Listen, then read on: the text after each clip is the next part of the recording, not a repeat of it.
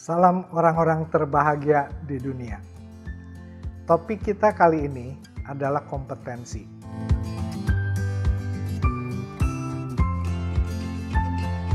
Kompetensi adalah satu kemampuan yang sebaiknya dimiliki oleh chapter presiden untuk memperkuat chapternya. Nah, di mana letak pentingnya kompetensi ini? Kalau kita lihat di sini, pilar kompetensi bersama-sama dengan pilar karakter dan pilar calling itu membantu chapter yang sudah kuat untuk melakukan multiplikasi, kaderisasi, dan regenerasi.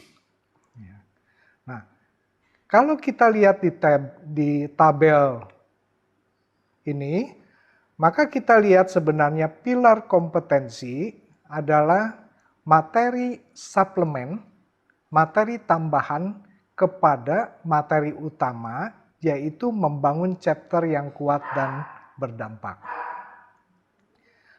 Nah, untuk bisa melakukan multiplikasi, kaderisasi, dan regenerasi, seorang chapter presiden diharapkan seperti ikan koki ini.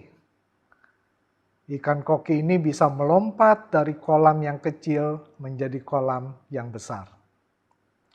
Nah, sekarang kalau gitu, kompetensi yang seperti apa yang kita maksud? Nah, kompetensi yang dimaksud adalah kompetensi yang diharapkan dimiliki oleh chapter presiden dalam melakukan 4 langkah untuk memperkuat chapternya. Langkah pertama adalah chapter presiden itu mampu memotret chapternya. Apakah chapternya sudah kuat atau chapternya belum kuat.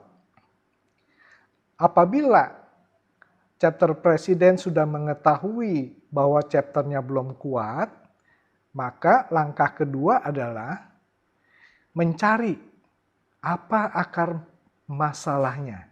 Kenapa chapter saya belum kuat? Nah, diagnosa bisa memakai diagram tulang ikan atau memakai metode 5 why atau bertanya 5 kali. Ya, sehingga kalau sudah dipertanyakan 5 kali, mudah-mudahan akar permasalahannya muncul. Kalau sudah diketahui akar permasalahannya, maka lakukanlah langkah-langkah perbaikan dengan menggunakan kerangka 3 strong, 3 strategy. 3 strong, 3 strategi. Jangan lupa setiap langkah-langkah perbaikan itu harus dimonitor karena kita ingin tahu dengan persis apakah langkah perbaikan itu tepat atau tidak tepat. Nah, mari kita masuk ke langkah yang pertama, yaitu bagaimana kita bisa memotret kondisi satu chapter. Nah, sekarang kondisi satu chapter itu bisa dinilai dari skor yang berasal dari 3 pertanyaan. Ya. Pertanyaan pertama adalah berapa jumlah paid member di chapter tersebut. Kalau jumlah paid member di chapter tersebut 7 orang atau lebih, maka chapter itu mendapatkan skor 3. Kalau jumlah paid member di chapter itu hanya 4, 5, atau 6 orang, maka chapter itu mendapatkan skor 2. Kalau di chapter itu paid membernya 3 orang atau kurang, maka skornya hanya 1 saja. Nah, pertanyaan kedua adalah seberapa sering chapter itu mengadakan member meeting. Kalau chapter itu mengadakan member meeting 2 kali per bulan, maka skornya mendapatkan 3. Apabila cuma 1 kali sebulan, skor yang didapat adalah 2. Kalau nggak pernah mengadakan member meeting, ya skornya tinggal 1, brothers. Nah, pertanyaan ketiga adalah seberapa sering chapter itu mengadakan chapter meeting. Kalau 2 kali dalam sebulan, hebat, luar biasa, skornya 3. Kalau cuma 1 kali dalam 2 bulan, skornya 2. Kalau kadang-kadang ada, kadang-kadang tidak, ya skornya cuma 1. Nah, dari 3 pertanyaan itu, masing-masing ada skornya. Nah, Bapak-bapak jumlahkan, kemudian dibagi 3, maka Bapak-bapak mendapatkan skor rata-rata. Nah, skor rata-rata itu, kalau angkanya 2,33 sampai dengan 3, maka chapter Bapak itu dianggap kuat. Apabila skornya 2,0 ke bawah, maka dianggap chapter Bapak-bapak kurang kuat. Nah, kalau kita sudah tahu chapter kita belum kuat, maka langkah-langkah selanjutnya apa? Langkah selanjutnya adalah mencari apa sih akar permasalahannya. Kenapa ya chapter saya belum kuat? Nah, ini dalam hal ini coba kita lihat, kita diagnosa dengan memakai diagram tulang ikan. Namun sebelum kita masuk mendiagnosa kondisi chapter, mendiagnosa apa masalahnya, izinkan saya menggunakan contoh bisnis yang kecil aja. Nah, ini contoh bisnis yang kecil ini adalah secara imajiner, katakan saya punya tante itu memiliki toko roti. Namun tante saya ini agak heran-heran juga, kok toko saya sepi ya. Padahal kalau saya lihat toko roti di seberang jalan, itu ramai sekali. Nah, tante berpikir, saya harus diagnosa nih masalahnya, kenapa toko saya sepi. Dan tante hanya mau melihat 3 penyebab utamanya saja. Supaya bisa tindakan tante untuk perbaikan menjadi fokus. Nah, tante saya ini cuma mau lihat pemilik toko, yaitu saya sendiri, tante nih, pemilik toko, apakah juga ada sesuatu yang menyebabkan toko tante itu sepi. Terus tante mau diagnosa juga, apa yang terjadi dengan pegawai-pegawai karyawan toko rotinya. Apakah pegawai-pegawai toko rotinya itu juga punya kontribusi terhadap toko sepinya. Dan yang terakhir, tante mau lihat penyebabnya apakah juga menu dari toko rotinya. Nah, jadi dengan demikian dibuat saja satu diagram, ini tulang ikannya, ini kepalanya ikan itu apa masalah utamanya toko sepi. Kemudian dilihat penyebab utama yang mau dilihat itu menjadi sirip tulang ikan, yaitu sirip pertama toko, pemiliknya, sirip kedua pegawai toko, sirip ketiga menu dari roti itu sendiri. Nah, kita lihat sekarang pemilik tokonya. Tante melihat, apa sih pemilik tokonya ini? Apakah saya menyebabkan toko sepi?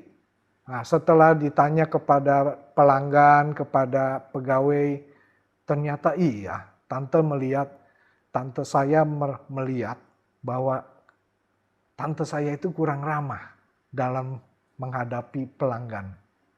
Sedangkan toko di seberang juga seorang tante, ya, di seberang itu sangat ramah. Kalau orang datang, pelanggan datang, wah mari silakan masuk, apa kabarnya, kok udah lama nggak temu ya, saya udah 3 hari nih nggak ngelihat adik nih. Wah, jadi pelanggan itu, tamu-tamu toko roti di seberang, itu merasa seolah-olah punya satu ikatan, satu fellowship yang baik dengan tante yang di seberang itu.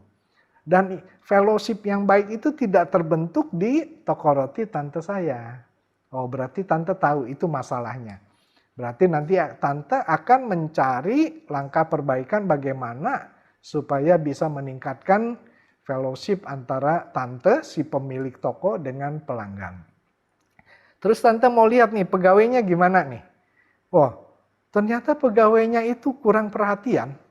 Kalau pelanggan datang, ya pelanggannya jalan sendiri aja, ngambil nampan sendiri, ngambil roti sendiri, pegawai-pegawainya ngerumpi aja dah sendiri. Ya. Jadi dengan mengerumpi sendiri, tidak melayani pelanggan, nah pelanggan itu merasa tidak dihargai. Nah, 1 kali, 2 kali, lama-lama pelanggannya nggak datang lagi. Tante ngintip ke toko roti di seberang. Wah, kalau ada pelanggan datang, apalagi pelanggan baru, wah itu disambutnya luar biasa. Dibawakan nampan, dikasih tahu kepada pelanggan baru ini, Bu, roti yang paling enak di sini tuh sebetulnya ini loh Bu. Nah, cobain deh Bu. Oh, jadi pelanggan yang baru ya udah coba deh. Wah, tapi pelanggan baru itu merasa dia dihargai, dilayani dengan baik ya. Nah, yang ketiga, menu. Setelah tante ngecek, iya betul. Sudah lama sekali ya tante nggak keluar menu baru, roti baru. Itu aja yang dijual. Akhirnya pelanggan juga makannya itu aja. Akhirnya pelanggan bilang, waduh lama-lama saya bosen deh. Saya nyebrang aja ke seberang.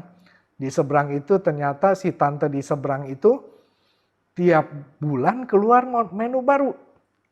Tiap bulan dikasih tahu, Dek, tante bikin mau menu baru, ini roti baru, resepnya nggak ada yang punya nih, cobain deh, nanti tante kasih diskon 25%. Wah, akhirnya banyak orang datang karena tertarik ingin mencoba sesuatu yang baru. Nah, dari situ tante tahu apa yang harus si tante lakukan, apa yang harus pegawainya lakukan. Ternyata juga harus mencari resep-resep baru. Nah, ini hanya salah satu contoh sederhana, tulang ikan itu bisa menggambarkan masalah utamanya apa, kemudian apa penyebab daripada masalah utama itu dalam bentuk sirip-siripnya. Kita cukup 3 sirip saja supaya lebih fokus. Kemudian sirip itu bisa macam-macam, bisa keluar itu permasalahannya. Siripnya bisa banyak, tidak hanya satu-satu seperti ini. Silahkan dicari akar permasalahannya, kemudian digambarkan di dalam tulang ikan. Sebenarnya diagram tulang ikan itu hanya memetakan apa sih penyebab-penyebab yang mungkin menjadi masalah utama, dipetakan, digambar di tulang ikan. Jadi kalau kita lihat gambar tulang ikan, segera kita tahu, oh masalahnya itu. Ya, jadi simple. Nah, sekarang kita lihat bagaimana diagram tulang ikan untuk chapter. Nah, misalkan chapter saya ini lemah. Nah, kembali sebaiknya jangan terlalu banyak mencari penyebab utama. Cukup 3 lah. Kita lihat dulu chapter officer-nya bagaimana, membernya bagaimana, kegiatan chapter-nya bagaimana. Nah, misalkan chapter officer itu, nah, ini salah satu saran saja, kita lihat calling-nya bagaimana chapter officer itu. Bagaimana keinginan, kerinduan untuk melayani Tuhan di wadah FGB MFI ini. Karena kalau calling-nya tinggi, maka dengan sendirinya personal komitmennya untuk melayani di chapter itu pun akan tinggi. Ya. Kemudian kita lihat bagaimana karakter dari chapter officer. Ya. Apakah dia setia dalam melayani Tuhan, faithful, apakah dia ini bertanggung jawab, accountable, apakah submissive, artinya tunduk kepada otoritas. Dengan tunduk kepada otoritas, maka juga akan terbentuk satu fellowship di antara chapter officer yang baik, yang hangat, yang erat seperti saudara. Ya. Dan transparan, apakah yang dilakukan itu sesuai dengan apa yang dikatakan, sehingga menimbulkan satu kepercayaan dari chapter officer saling mempercayai satu dengan lainnya, sehingga dengan demikian ada suatu kesungguhan hati, ada suatu fellowship yang baik untuk melayani di FGB MFI. Yang ketiga, kompetensi yang kita lagi bicarakan saat ini. Nah, membernya kita lihat juga, ada pengaruhnya nggak terhadap chapter, kenapa chapter saya lemah. Dan ini salah satu saja contoh. Chapternya lemah kenapa? Karena membernya sedikit yang datang. Nah, nanti kita ulas di metode 5Y, kenapa sedikit yang datang, sebagai satu contoh saja. Kegiatan chapternya bagaimana? Nah, apakah ada member meeting? Ya, karena kalau ada member meeting, maka akan terjadi komunikasi yang baik antar chapter officer, antara member di dalam member meeting itu.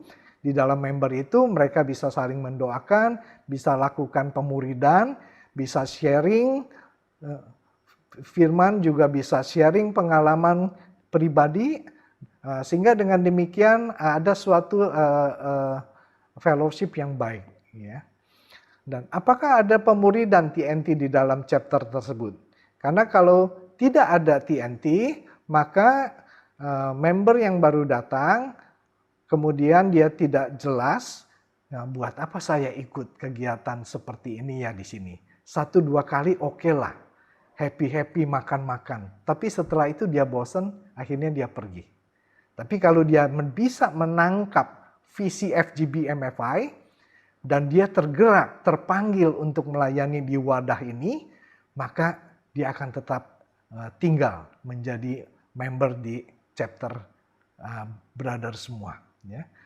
Kita lihat juga apakah ada doa bersama, ya, karena doa bersama itu akan dengan sendirinya akan menimbulkan suatu fellowship yang baik.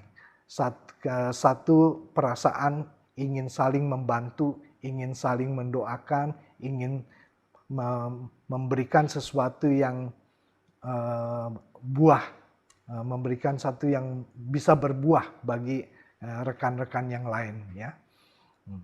Dan apakah ada kegiatan early friend and leave? Nah, ini adalah kegiatan-kegiatan yang bisa Bapak-bapak petakan, apakah kegiatan chapter di tempat Bapak-bapak itu sudah cukup menarik, sudah cukup intensif, sehingga bisa membuat chapter ini menjadi kuat. Ya. Nah, kita masuk sekarang, selain daripada memakai tulang ikan, diagram tulang ikan, kita juga bisa mendiagnosa masalah chapter itu dengan menggunakan analisa kasus 5Y. 5Y itu bertanya 5 kali kenapa ya, tanya sampai 5 kali. Jadi jangan bertanya 1 kali, karena bertanya 1 kali itu mungkin jawabannya belum tentu penyebab masalah. Tapi kalau ditanya sampai 5 kali, artinya kita gali lagi, sampai akarnya kelihatan. Oh, akhirnya tahu sebenarnya masalah utamanya seperti apa. Nah, contohnya ya, ini ada satu chapter yang nggak pernah berkembang.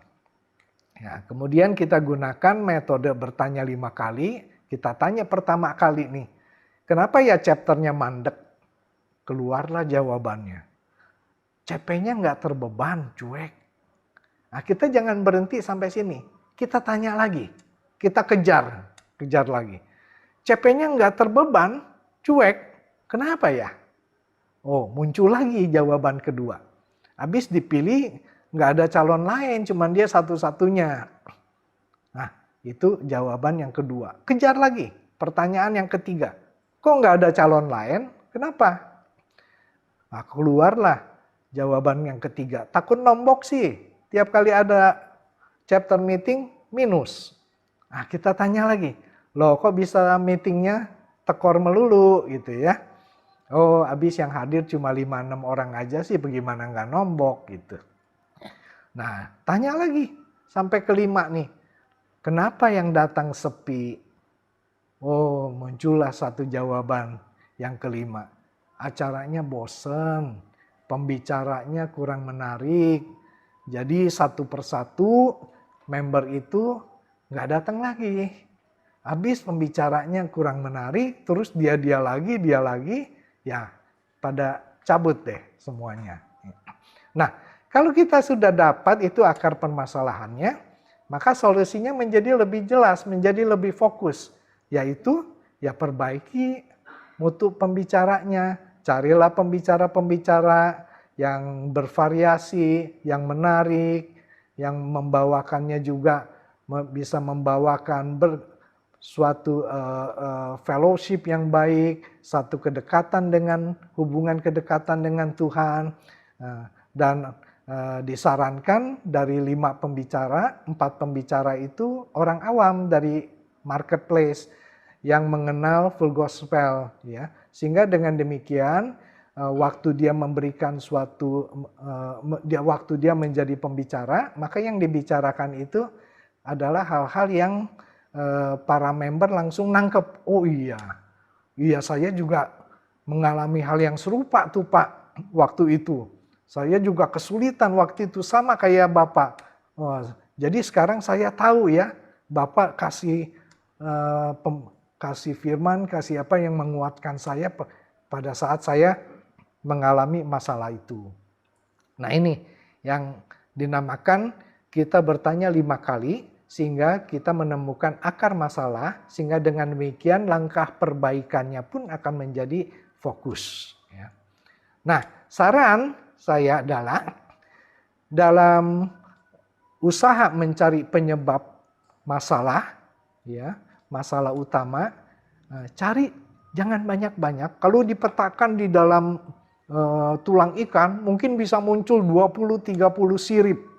Setiap sirip itu mewakili satu problem. Nah, tapi kita cari 3-5 masalah utama saja.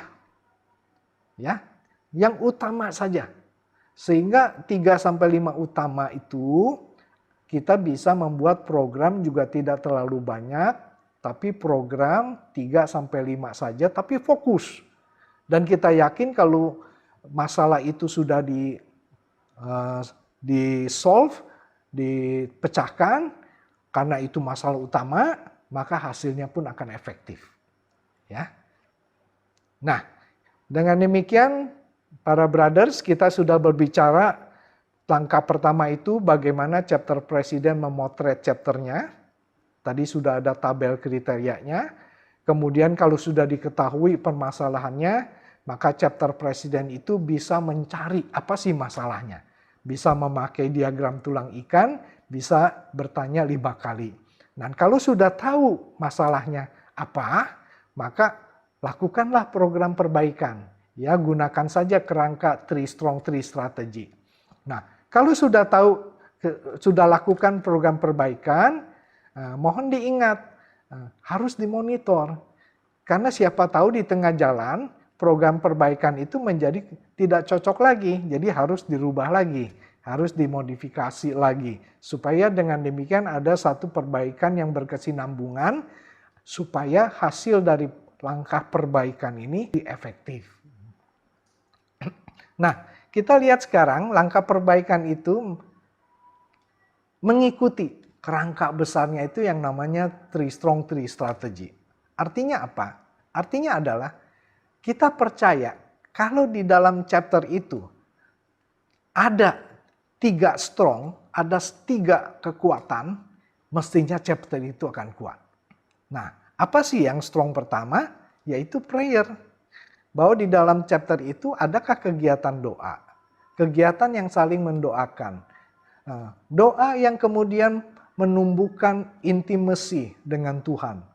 Ya, keeratan lebih erat lagi dengan Tuhan, lebih dekat lagi dengan Tuhan. Sehingga dengan demikian ada suatu pimpinan Roh Kudus di dalam chapternya. Ada suatu kasih di dalam chapternya. His banner over us is love. Sehingga ada suatu fellowship yang indah, yang hangat di dalam chapternya. Itu strong yang pertama. Kalau ini ada, luar biasa brothers. Caranya gimana dong untuk bisa menciptakan strong pertama ini? Latih dan praktekkan fourfold ministry. Ya. Strong nomor 2, bahwa chapter officer, member harus sadar bahwa pekerjaan kita di FGB MFI ini, yaitu menjangkau jiwa-jiwa di marketplace, itu bukan pekerjaan yang simple, bukan pekerjaan yang gampang. Banyak yang harus dikerjakan. Gitu ya. Jadi harus semua bahu-membahu bekerja sama. Contohnya lah, kita ingin menjangkau satu jiwa-jiwa. Maka yang pertama harus kita lakukan adalah membuat hit list. Kita tulisin siapa yang mau kita jangkau. Kemudian harus ada orang yang mendoakan terus nama-nama di hit list itu. Kemudian ada orang lain lagi yang terus menelpon orang-orang yang ada di dalam hit list itu. Mungkin setelah ditelepon 7 kali baru yang bersangkutan bilang, oke deh saya mau coba datang.